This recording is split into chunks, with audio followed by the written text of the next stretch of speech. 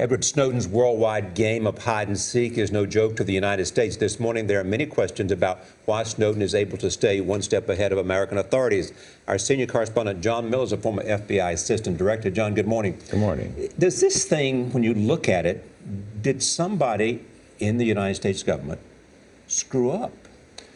Well, I don't know about screw up. I think what you look at, what happens here is they're on the phone with, so Snowden's identified around June 10th.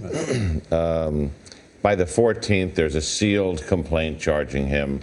That gets to the hands of the Hong Kong authorities around the 15th, which I think was a weekend. And then they're back and forth on the phone talking like, do you still know where he is? Yes, we still know where he is. You got a good eye on him? Yes, we do. So, when are you going to, give us the provisional arrest warrant and pick him up?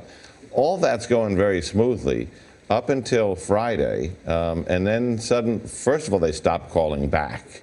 So there's a sign that, something is wrong between the U.S. and Hong Kong. This is an extradition treaty that we use all the time between the two countries.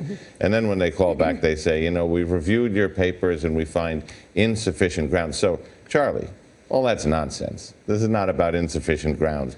This is about something happened in there.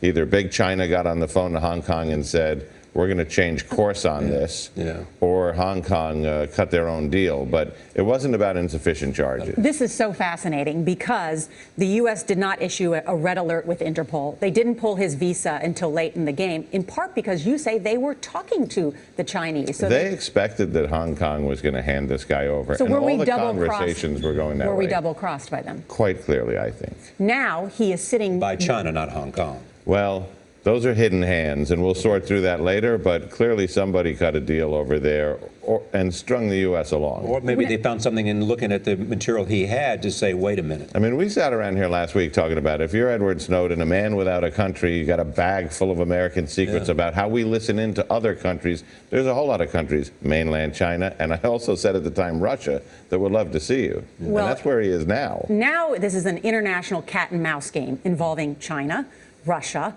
and the United States. He's sitting, we believe, in the Russian airport still, didn't get on this flight this morning. So now there's a question for the Russian government, right? Sure.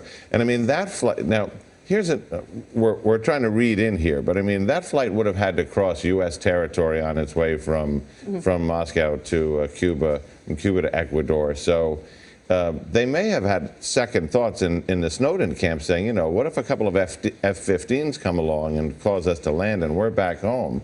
So they may be buying time to maybe look at plan B. Or as you point out, it may be something just as simple as Moscow saying, before this guy goes too far, we should really sit around and talk about what he knows and what he can share. And then finally, these 4 laptops that he allegedly is carrying with him, that intelligence experts say the Chinese downloaded everything on it.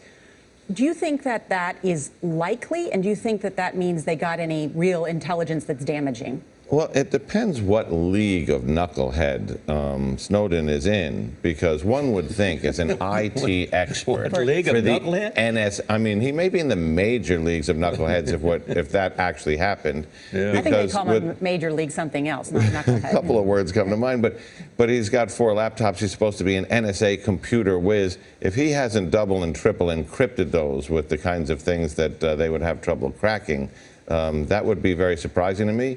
But again, we're talking about a guy who has a very high opinion of himself who may not be that good. John Miller, thank you. Thanks.